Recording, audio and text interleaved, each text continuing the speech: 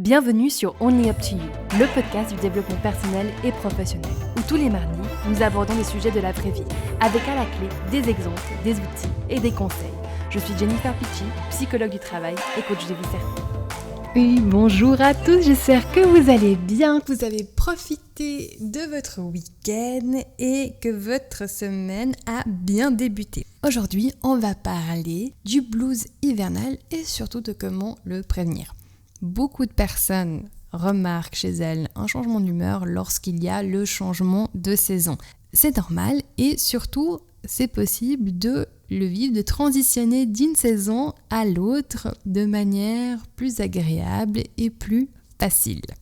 Le blues hivernal, déjà, avant de commencer, est différent de la dépression saisonnière. Parfois, il y a un abus de langage où l'on dit que blues hivernal et dépression saisonnière, c'est la même chose. Non, dépression saisonnière, c'est une dépression. Du coup, gardez en tête que si vous avez l'impression que ce qui se passe pour vous est ingérable, d'aller quand même vérifier avec votre médecin généraliste ou avec un autre thérapeute juste pour voir où vous en êtes. Ok ? Là, quand je parle de blues hivernal, c'est vraiment ce changement d'humeur que l'on a, qui est causé par un changement de rythme, de luminosité, de température, et que la plupart des gens ressentent. On se sent un peu justement ralenti, patraque, durant quelques semaines et les mois plus froids. Puis après, on se rend compte que quand il y a le soleil qui revient durant le printemps, on repousse un peu comme les crocus. Première chose à comprendre, on n'est pas tous pareils physiologiquement et il y a des personnes qui sont plus sensibles que d'autres à ce changement de saison et c'est ok. L'important, c'est de le savoir, d'en être conscient et de travailler avec un professionnel si vous en avez besoin pour gérer ces passages. Donc, si vous savez déjà que chez vous, quand c'est le changement de saison, c'est un peu plus lourd que votre collègue ou quelqu'un d'autre dans votre famille, allez voir votre médecin généraliste ou un professionnel de la santé, un naturopathe, un médecin chinois. D'ailleurs, je vais en parler après pour investiguer tout ça, puis vous sentir accompagné et soutenu. C'est ok. Sinon, si vous ressentez juste une sorte de coup de mou, comme tout le monde, voici mes conseils et astuces pour prévenir et surtout passer à travers ces quelques jours, ces quelques semaines où le changement se perd. Premier, pas hésiter à faire une petite cure de vitamines en prévention. C'est maintenant que ça se joue. Attendez pas de vous sentir mou pour commencer à faire des choses. Prévenez, laissez pas papy prendre les décisions pour vous parce qu'il se dit mais de toute façon ça va bien maintenant, qu'est-ce qu'on va s'embêter à aller prévenir des choses qui sont pas encore là. Donc, dans les cures de vitamines, il y a la gelée royale qui est réputée depuis la Chine antique pour donner de l'énergie, du dynamisme. La gelée royale, elle est riche en nutriments essentiels, donc des vitamines et des minéraux. Et elle contient également d'autres nutriments tels que l'acétylcholine qui est indispensable en fait au bon fonctionnement des cellules nerveuses et des neurones. Du coup, ça peut être une bonne idée de faire une cure de gelée royale pour préparer en fait le changement de saison. Ou bien, offrez-vous quelques séances avec un naturopathe pour voir ce qui pourrait vous convenir en termes de vitamines et oligo-éléments et d'avoir quelque chose de plus personnalisé à votre corps, à votre physiologie et à votre profil. Ensuite, deuxième conseil, investissez dans la photothérapie et la luminothérapie. Donc la luminothérapie va être efficace assez rapidement, environ après 2 semaines de traitement. En Suisse, sous prescription médicale, la lampe de luminothérapie est remboursée partiellement ou totalement par les assurances. Aussi, si vous êtes indépendant ou indépendante, que vous travaillez dans un bureau et qu'il y a la possibilité d'installer une lampe de luminothérapie, je vous invite vraiment à le faire. Et aussi de travailler un maximum à côté d'une fenêtre, même s'il fait gris. C'est vrai qu'en Suisse, on a le stratus, donc voilà, des fois il fait gris, c'est pas cool, mais même là, il y a de la lumière. Notre tendance naturelle, quand il y a le changement de saison, que les journées deviennent plus courtes, c'est qu'on va rester un peu chez nous, emmitouflé dans notre truc, et puis on veut surtout pas sortir, alors que c'est justement là où il faudrait peut-être un peu plus sortir et mettre l'attention là-dessus. Vous êtes des êtres vivants, le vivant aime la lumière, non, vous n'êtes pas une plante, mais quand même, votre rétine apprécie d'être stimulée par des rayons lumineux naturels. Un autre conseil, c'est d'investir sur les réveils qui imitent le lever du jour. Justement, je parlais avant comme quoi les journées elles sont plus courtes, donc c'est vrai qu'on se réveille, il fait noir, et puis à peine on a fini notre journée de travail, il commence déjà à faire sombre, on arrive à la maison, il fait nuit. Avoir un réveil qui imite le lever du jour est moins violent mentalement et psychiquement.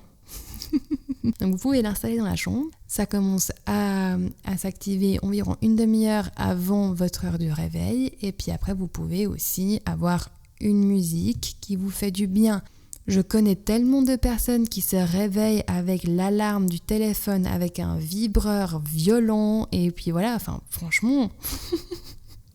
Soyez gentils avec vous le matin. Il n'y a pas besoin de se faire violence. C'est déjà un exploit de se réveiller quand il fait nuit. Malheureusement ou heureusement, on peut lancer le débat, on a une société qui a un certain rythme de vie et qui ne s'adapte pas au changement des saisons alors que notre biologie, elle, naturellement s'adapte. Je suis sûre que je vous apprends rien, alors justement, soyez un peu plus bienveillant avec vous-même et puis amenez un peu de douceur dans votre vie pendant l'hiver, ça peut être cool. Ensuite, allez voir un médecin chinois. Alors, j'ai découvert ça l'année passée avec Serge, qui sera sur le podcast un jour. Salutations Serge d'ailleurs. Pendant qu'on avait une conversation, en fait, il a dit il faut préparer son corps au changement de saison. Et quand il me l'a dit, ça m'a semblé tellement logique que je me suis dit, mais pourquoi est-ce qu'on n'en parle jamais ? L'idée, c'est, et de comment je l'ai compris, d'inviter d'autres énergies à circuler dans le corps durant la période hivernale, mais aussi d'adapter son alimentation en fonction de ses besoins. À nouveau, c'est de se rappeler que le changement de saison est naturel et que notre corps a évolué en fonction des saisons de notre environnement, donc il sait s'adapter, si on l'autorise. Et qu'on dépasse du coup aussi des règles imposées par une société qui a un rythme parfois hyperactif. Donc ça, c'est ce que vous pouvez faire au niveau de votre corps. D'accord ? Cure de vitamines, avoir de la luminothérapie et pourquoi pas aller voir un naturopathe et un médecin chinois pour préparer le corps au niveau des différents biorhythmes au changement de saison. Ensuite, il y a tout ce qui est arrangement intérieur. Je vous invite à ouvrir les stores et les rideaux. On veut maximiser l'entrée de lumière. Et aussi de s'arranger pour que votre intérieur devienne une sorte de sanctuaire. Okay, ça veut dire des odeurs plaisantes. Lâchez-vous sur les huiles essentielles en diffusion. Surtout, privilégiez par exemple des huiles essentielles solaires et dynamisantes. Orange sanguine, mandarine, citron, pamplemousse et surtout la bergamote. Et pourquoi pas Ravintsara, Eucalyptus globulus pour leurs propriétés assainissantes et antibactériennes. On va éviter les petits rhumes au maximum. Et si vous travaillez à la maison, travaillez à nouveau à côté d'une fenêtre durant la journée avec une lampe de luminothérapie quand il ne fait pas complètement jour. En gros, privilégiez les endroits lumineux même s'il fait gris. Et aussi, pour mes chers Suisses et Suissesses qui habitent le plateau, vous connaissez tous notre cher ami le Stratus qui commence à s'installer fin de mois d'octobre et qui est bien là au mois de novembre. Pour ceux qui ne savent pas de quoi je parle, c'est une nappe de nuages qui reste presque tout l'hiver. Prenez la voiture et allez dans les hauteurs. C'est pas nécessaire d'aller loin, mais prenez vraiment le temps de juste monter, faites une sortie en famille, au Mont Pèlerin par exemple, ou bien en montagne, et allez vous balader et absorber ces rayons de soleil. Devenez un peu des plantes. Pour refaire écho à l'épisode de la semaine passée, amusez-vous et faites-vous vraiment plaisir. Okay, ne sombrez pas dans un zapping ou bien dans une lobotomisation cérébrale devant du Netflix parce que vous n'avez pas mieux à faire. Ensuite, troisième point pour prévenir et dépasser le blues hivernal, c'est d'identifier votre mental, vos mécanismes et schémas de pensée. Comment est-ce que vous abordez le changement de saison d'un point de vue mental, émotionnel et spirituel aussi? Vous adoptez quelle vision? Celle de la plupart des gens qui ronchonnent, qui disent « voilà, c'est bon, c'est l'hiver, il va faire gris, il va faire froid, il va faire noir ». Ou bien, est-ce que cette fois-ci, peut-être vous pouvez adopter et cultiver une autre vision du changement de saison, quelque chose de plus holistique. Au lieu de voir ce changement comme une perte de luminosité et de chaleur, de le voir comme un cycle naturel qui a complètement sa fonction dans notre équilibre.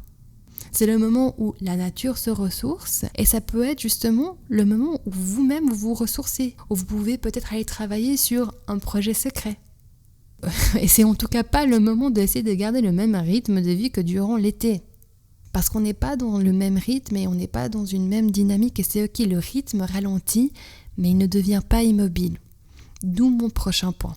Changez vos activités, mais ne devenez pas inactifs. Bougez tous les jours au moins 20 minutes. Sortez, même s'il fait froid. Marchez. Le corps a besoin de bouger, de s'étirer et de se secouer. J'en parle beaucoup depuis quelques épisodes, mais votre corps a en quelque sorte déjà beaucoup de remèdes naturels. Et avant d'aller chercher les remèdes et d'aller dépenser de l'argent par-ci, par-là, utilisez ce que vous avez déjà. En plus de ça, c'est gratuit, c'est sans prescription, puis vous pouvez le faire quand vous voulez. Et puis, et là, peut-être c'est un excès de positivisme de ma part, mais j'aime réellement chaque saison pour ce qu'elle apporte. L'automne, c'est les fricassés de champignons, les marrons chauds, les soupes à la courge, les couleurs qui deviennent chaudes. Ok, c'est aussi le moment de mettre des bougies, de changer ses rituels matinaux. C'est une autre énergie, c'est un autre dynamisme. Et c'est ok d'avoir un autre dynamisme.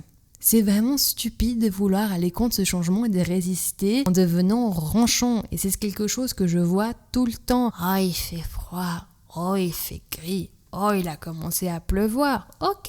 Et alors ? C'est aussi beau, c'est aussi complètement cool de voir à quel point en fait on fait partie d'un tout et commencer à adopter une vision de plus en plus holistique peut être une bonne piste à investiguer. Voilà, j'espère qu'avec cet épisode vous avez eu quelques pistes et quelques idées pour préparer ce changement de saison. Pour vite les résumer, il y a le fait de faire une petite cure de vitamines, d'amener la luminothérapie dans votre vie, de peut-être travailler avec un médecin chinois ou un naturopathe pour préparer le corps au changement de saison, de faire quelques arrangements intérieurs pour maximiser les entrées de lumière, mais aussi d'avoir des huiles essentielles en diffusion, des bougies, etc. Et surtout d'identifier et de faire attention à vos schémas et mécanismes mentaux. Et par là, peut-être adopter une vision plus holistique et globale et accueillante du changement de saison peut faire une grande différence dans votre transition de saison. Je vous remercie du fond du cœur pour votre écoute et pour tous vos messages sur Instagram, Facebook, vos partages. Vous ne pouvez même pas imaginer ce que ça fait et aussi à quel point cela enrichit le contenu, le dynamisme. Merci du fond du cœur. Si vous ne l'avez pas encore fait, je vous invite à me suivre sur Instagram et sur les autres réseaux sociaux. Vous avez tout ça en lien en note de podcast. Prenez super soin de vous et je vous dis à la semaine prochaine.